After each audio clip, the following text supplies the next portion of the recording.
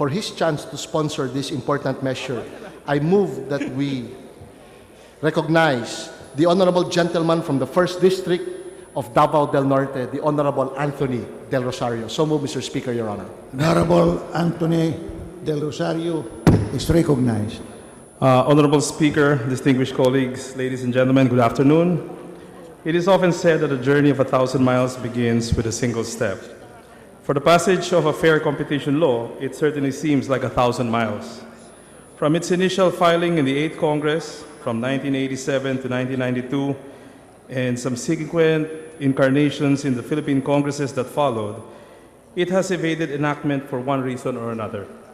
Under the current 16th Congress, 12 bills advocating a level playing field in business have been introduced, including Speaker Sonny Belmonte's House Bill number 1133 and this representation's own House Bill number 4346.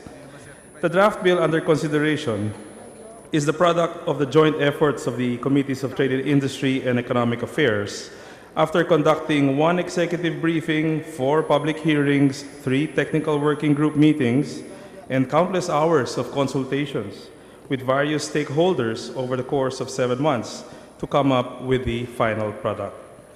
At this juncture, I would like to thank Chairman Mark Villar of the Committee of Trade and Industry and Chairman Henry Coanco of the Committee on Economic Affairs for giving me the opportunity to chair the TWG, which met on 4 separate occasions to come up with the consolidated bill. Globalization is a tidal wave of change we cannot hope to ignore. We have no choice but to prepare as best we can in order to partake of the untold benefits we can reap. A comprehensive competition law allows us that advantage. Potential investors have a checklist of criteria for investing. Foremost on that list is such a law. The proposed Philippine Fair Competition Act has the following key features. Number 1, it establishes a national competition policy to be implemented by the government of the Republic of the Philippines and all of its political agencies as a whole.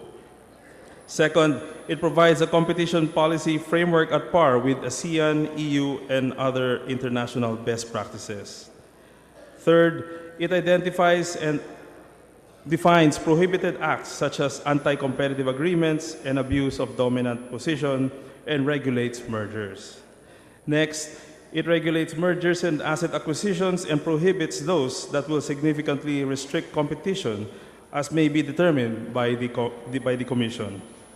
It imposes administrative, civil, and criminal penalties for certain violations of the proposed law.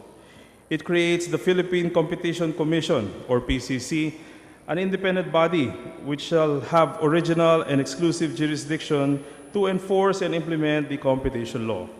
Related thereto, it grants the Commission original and primary jurisdiction in the enforcement and regulation of all competition-related issues.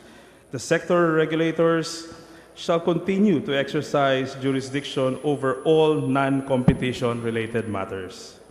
Where appropriate, the Commission and the sector regulators shall work together to issue rules and regulations to promote competition, protect consumers, and prevent abuse of market power by dominant players within their respective sectors.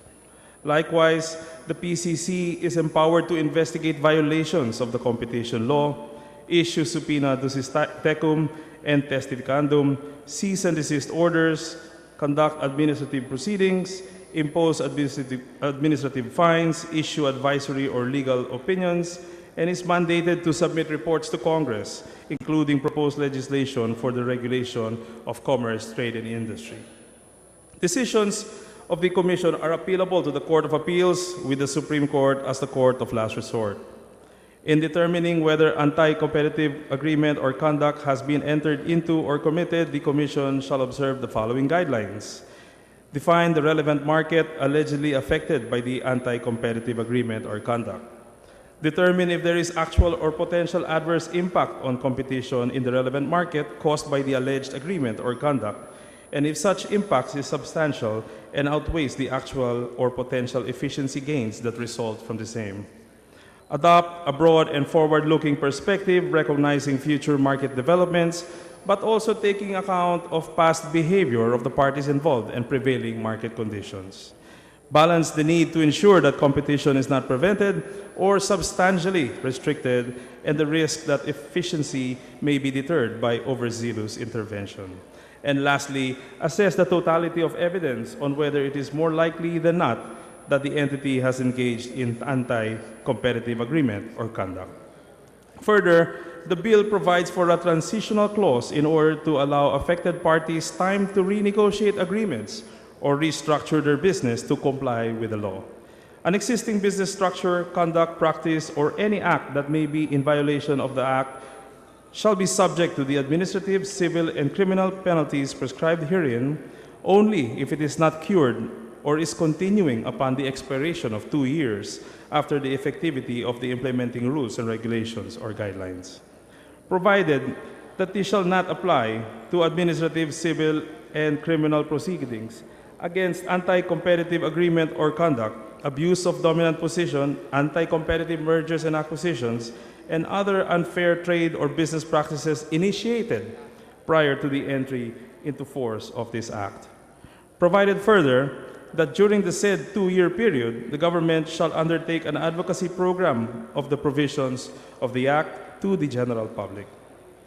All told, this consolidated substitute bill is by no means complete nor perfect. I am supremely confident our distinguished colleagues can help enhance and refine the bill through interpolations and amendments. Let us all strive to ensure this law is passed to level the playing field and protect the Filipino consumer. Thank you and good afternoon. Majority Leader, Mr. Speaker, I move that we close the period of sponsorship